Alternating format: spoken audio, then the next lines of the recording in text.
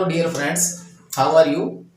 I hope you are well and safe at your home. I heartily welcome all of you at our YouTube channel Different Education Point. Today I am before you with a different topic.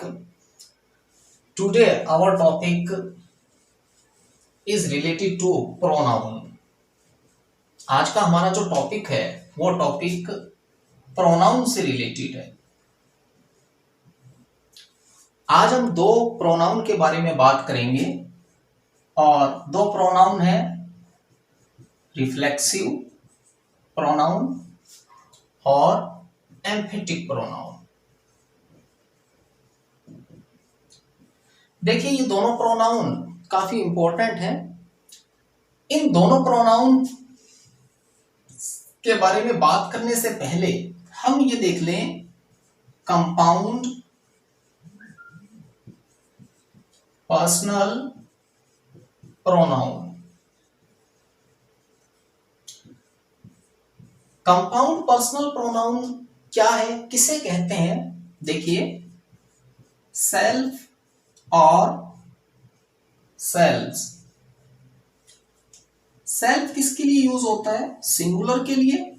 और selves किसके लिए use होता है? Plural के लिए। ये एकवचन के लिए उपयोग में लिया जाता है, ये बहुवचन के लिए प्रयोग में लिया जाता है। जब हम सेल्फ के साथ में हिम जोड़ देते हैं, किसे बना दिया आपने ने? Himself, her self,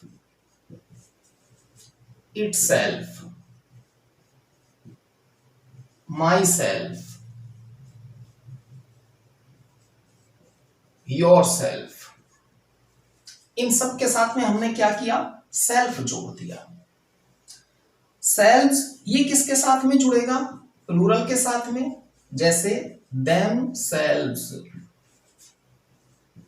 our selves, yourselves. अब देखिए यहां पर हमने क्या किया, जो पर्सनल प्रोनाउन है उसके साथ में अपने ने सेल्फ और सेल्व्स जोड़ दिया। अब ये क्या बन गया? ये मिक्स बन गया। इसीलिए इसे हम क्या बोल देते हैं? कंपाउंड बोल देते हैं। कंपाउंड क्यों है? यहां ये दोनों मिले हुए हैं। ये किसके लिए यूज होगा? ये सिंगुलर के लिए यूज होगा। ये किसके लिए यूज होगा? ये प्लूरल के लिए यूज होगा। जैसा नाम से ही ध्यान है, आप समझ सकते हो। इनके साथ में हमने सेल्फ जोड़ा और ये सेल्व्स प्लूरल के साथ में जोड़ दिया। जैसे ही हमने सेल्फ और सेल्व्स जोड़ा पर्सनल प्रोनाउन के अंदर, तो इनको हमने क्या नाम दिया? इन्हें हमने नाम दिया कंपाउंड पर्सनल प्रोनाउन। इन सबको हम क्या बोलेंगे? कंपाउंड पर्सनल प्रोनाउन बोलेंगे। अब देखिए यही कंपाउंड पर्सनल प्रोनाउन है। इन्हीं कंपाउंड पर्सनल प्रोनाउन को हम रिफ्लेक्सिव प्रोनाउन बोलते हैं और इन्हीं कंपाउंड पर्सनल प्रोनाउन को हम क्या बोलते हैं? एम्फेटिक प्रोनाउन बोलते हैं। दोनों है क्या? रिफ्लेक्सिव प्रोनाउन है वो भी कंपाउंड पर्सनल प्रोनाउन ही है, और एम्फेटिक प्रोनाउन है वो भी क्या है? कंपाउंड पर्सनल प्रोनाउन ही है। दोनों एक ही है, लेकिन दोनों का जो यूज है वो यूज क्या है? वो यूज अलग अलग है, डिफरेंट है। इनके यूज करने पर डिपेंड करता है कि ये रिफ्लेक्सिव है या एम्फेटिक है। तो पहले अपने रिफ्लेक्सिव के बारे में देखेंगे कि रिफ्लेक्सिव हम कब कहेंगे कि कंपाउंड पर्सनल प्रोनाउन है, उसे हम रिफ्लेक्सिव कब कहेंगे। तो पहले अपने रिफ्लेक्सिव के बारे में बात करते हैं। देखिए रिफ्लेक्सिव क्या है? अगर हम देखें तो रिफ्लेक्सिव का मतलब है रिफ्लेक्शन या रिफ्लेक्ट होना। रिफ्लेक्ट का मतलब क्या है? मिरर। मिरर का मतलब क्या है? प्रतिबिंब बनना, छाया बनना। रिफ्लेक्सिव है। इस रिफ्लेक्सिव प्रोनाउन में क्या होगा? कब हम कंपाउंड पर्सनल प्रोनाउन को रिफ्लेक्सिव कहेंगे? देखिए जैसे सेंटेंस में सब्जेक्ट लगा, उसके बाद हम वर्ब लगाएंगे, ठीक है। अब इसके बाद में यहां अगर हम कंपाउंड पर्सनल प्रोनाउन का यूज करते हैं, किसका? कंपाउंड पर्सनल प्रोनाउन का यूज करते हैं, यहां कौन सी जगह है? ऑब्जेक्ट की। अगर ऑब्जेक्ट की जगह हम कंपाउंड पर्सनल प्रोनाउन का यूज करते हैं तो इसे हम क्या बोलेंगे? कंपाउंड पर्सनल प्रोनाउन को यहां रिफ्लेक्सिव प्रोनाउन बोलेंगे। ठीक है, अब इसमें एक चीज आप और समझ लीजिए, वर्ब है, इस वर्ब का मैंने आपको बताया हुआ है सबसे पहले इफेक्ट किस पर रहेगा? सब्जेक्ट पर रहेगा, और सब्जेक्ट के बाद इसका इफेक्ट किस पर पड़ेगा? यहां आएगा ऑब्जेक्ट पर। अब यहां ऑब्जेक्ट कौन होगा? ऑब्जेक्ट कंपाउंड पर्सनल प्रोनाउन होगा। तो ये कंपाउंड पर्सनल प्रोनाउन जो हम लिखेंगे वो कंपाउंड पर्सनल प्रोनाउन इस एक्शन को दोबारा रिफ्लेक्ट कर देगा। कहां रिफ्लेक्ट कर देगा? कहां भेज देगा? सब्जेक्ट पर ही। इसमें आपको एक चीज ध्यान रखनी है, कब हम इसे बोलेंगे कंपाउंड पर्सनल प्रोनाउन को हम रिफ्लेक्सिव प्रोनाउन कब बोलेंगे? जब कंपाउंड पर्सनल प्रोनाउन ऑब्जेक्ट की तरह यूज होगा। दूसरा इसमें आपको क्या ध्यान रखना है? दूसरा ये ध्यान रखना है कि सब्जेक्ट और यहां यूज होने वाला कंपाउंड पर्सनल प्रोनाउन है, इन दोनों की एक ही फॉर्म होगी। यहां जो सब्जेक्ट होगा उसी का वहां क्या बनेगा? कंपाउंड पर्सनल प्रोनाउन है वो हम लिखेंगे। जब सब्जेक्ट का ही कंपाउंड पर्सनल प्रोनाउन हम वहां लिखेंगे और हम उसे एज ऑब्जेक्ट यूज करेंगे तो उस कंपाउंड पर्सनल प्रोनाउन को हम नाम देंगे रिफ्लेक्सिव प्रोनाउन। जैसे हम एग्जांपल लिखते हैं, he hurts himself। दूसरा हमने लिखा they blamed themselves। फिर हमने लिखा horse hurts itself। फिर हमने लिखा she hanged herself। ये हमने एग्जाम्पल लिख लिए। अब देखिए यहां पर he, they, horse, she, ये सब क्या है? ये सब सब्जेक्ट है।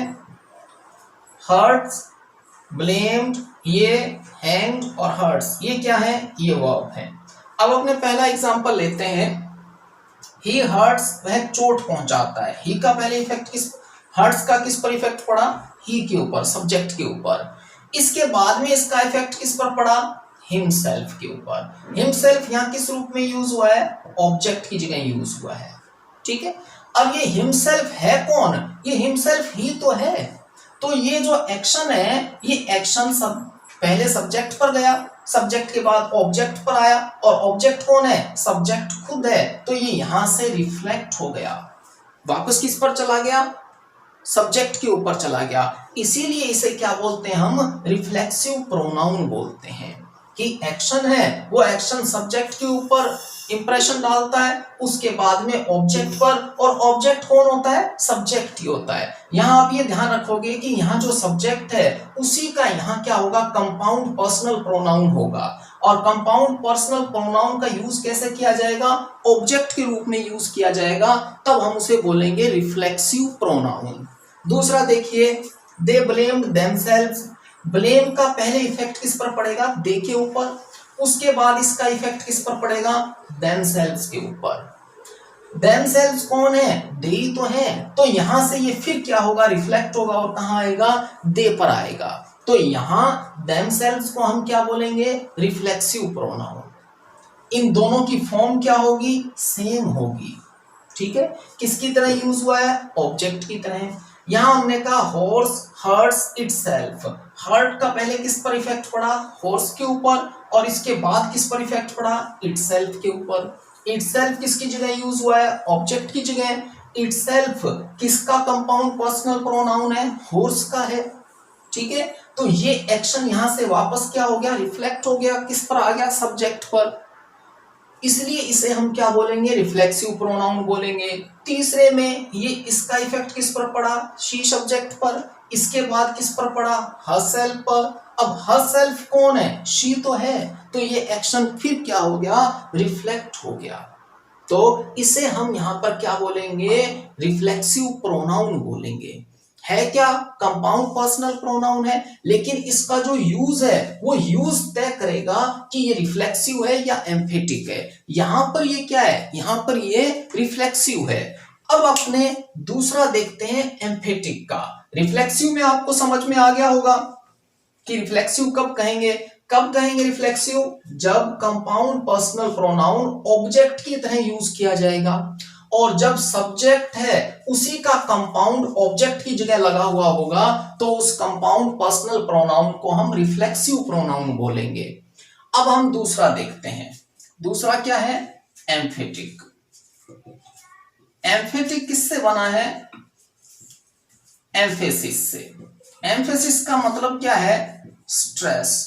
स्ट्रेस का मतलब क्या है, दबाव देना या जोर देना, ठीक है। जब हमें प्रोनाउन के ऊपर या नाउन के ऊपर, नाउन या प्रोनाउन के ऊपर स्ट्रेस देना होता है, जोर देना होता है, दबाव देना होता है, तो हम जब कंपाउंड पर्सनल प्रोनाउन का यूज करते हैं तो उसे हम बोलते हैं एम्फेटिक। इसमें आपको एक बात ध्यान रखनी है कि उस कंपाउंड पर्सनल प्रोनाउन का यूज हम ऑब्जेक्ट की तरह नहीं करेंगे। सिर्फ किसके लिए करेंगे, स्ट्रेस देने के लिए करेंगे। ऑब्जेक्ट की तरह इसका यूज हम नहीं करेंगे जब हम इसको एम्फेटिक कहेंगे। तो दूसरा आपको यह ध्यान रखना है कि जितना पॉसिबल हो सकता है उतना हम कंपाउंड पर्सनल प्रोनाउन को उस नाउन या प्रोनाउन के पास रखेंगे जिसके ऊपर स्ट्रेस देना है। अब इसके एग्जाम्पल देख ले, हम इसके 2-3 एग्जाम्पल देख लेते हैं ताकि अपने को डिफरेंस पता लग जाए। जैसे मैंने लिखा, I myself opened the gate for her. मैंने खुद ने उसके लिए दरवाजा खोला। ये सब्जेक्ट है, ये वर्ब है, ये क्या है, ऑब्जेक्ट हो गया, ठीक है। अब यहां माई सेल्फ यहां लगा है, किसका कंपाउंड पर्सनल प्रोनाउन है, ये आई का, ठीक है। आई यहां क्या है, सब्जेक्ट है। आई पर स्ट्रेस देने के लिए हमने किसका यूज किया है, माई सेल्फ का यूज किया है। ये ऑब्जेक्ट की जगह यूज नहीं हुआ, स्ट्रेस देने के लिए यूज हुआ है, स्ट्रेस देने के लिए यूज हुआ है, इसलिए इसको हम क्या बोलेंगे, एम्फेटिक बोलेंगे। अब यहां ये क्या कहना चाहता है कि मैंने खुद ने उसके लिए दरवाजा खोला। यहां पर ये स्ट्रेस दे रहा है इसे, इसलिए यहां क्या किया है, इसका यूज किया है। अब यहां तो ये सब्जेक्ट बना हुआ है और इस पे सब्जेक्ट पे स्ट्रेस देना था, इसलिए हमने ये लिख दिया। अब दूसरे एग्जांपल में देखिए, आई मेट पीएम हिमसेल्फ। अब देखिए, ये सब्जेक्ट है, मेट वर्ब है, पीएम ये तो आई है, आई का कंपाउंड क्या बनना चाहिए, माई सेल्फ, लेकिन यहां हमने क्या लिख रखा है, हिमसेल्फ। इसका मतलब है ये हमने किसका कंपाउंड बनाया है, पीएम का। पीएम को हमने क्या मान लिया, ही। यहां पर इस पर स्ट्रेस देने के लिए हमने कंपाउंड पर्सनल प्रोनाउन का यूज किया है, तो यहां अब हम इसे क्या बोलेंगे, एम्फेटिक प्रोनाउन बोलेंगे। यहां ये रिफ्लेक्सिव नहीं कहा जाएगा। इसी तरह से एक एग्जांपल और देख लीजिए, I like the ring itself but not the setting of stone। कि मुझे अंगूठी पसंद है लेकिन इसके अंदर जो नगीने की जड़ाई है वो पसंद नहीं है।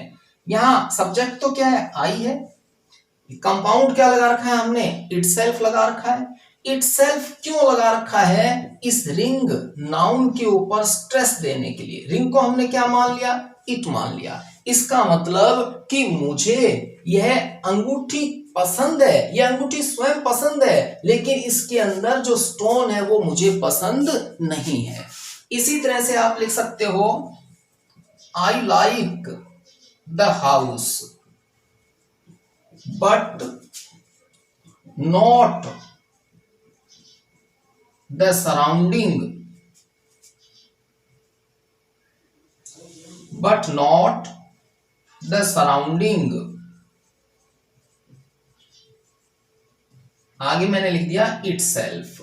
अब यहां भी देखिए, आई लाइक द हाउस, ये वर्ब हो गया, ये क्या है, ऑब्जेक्ट हो गया कि मुझे घर पसंद है, लेकिन आसपास का एरिया है वो पसंद नहीं है। सराउंडिंग के लिए हमने क्या यूज कर लिया, क्या मान लिया इसे, इट, और इसके लिए हमने क्या यूज कर लिया, इटसेल्फ। तो ये सराउंडिंग के ऊपर स्ट्रेस देने के लिए हमने किसका यूज किया, कंपाउंड पर्सनल प्रोनाउन का यूज किया। तो इसमें ये बात अपने क्लियर हो जानी चाहिए कि कंपाउंड पर्सनल प्रोनाउन है वही एम्फेटिक प्रोनाउन का काम करते हैं, वही रिफ्लेक्सिव का काम करते हैं। ये उनके फंक्शन के ऊपर डिपेंड करता है कि हम उन्हें रिफ्लेक्सिव कहेंगे या एम्फेटिक कहेंगे। जब कंपाउंड पर्सनल प्रोनाउन ऑब्जेक्ट का काम करता है और जब कंपाउंड पर्सनल प्रोनाउन सब्जेक्ट का ही कंपाउंड पर्सनल प्रोनाउन होता है तो हम उसे रिफ्लेक्सिव प्रोनाउन कहते हैं।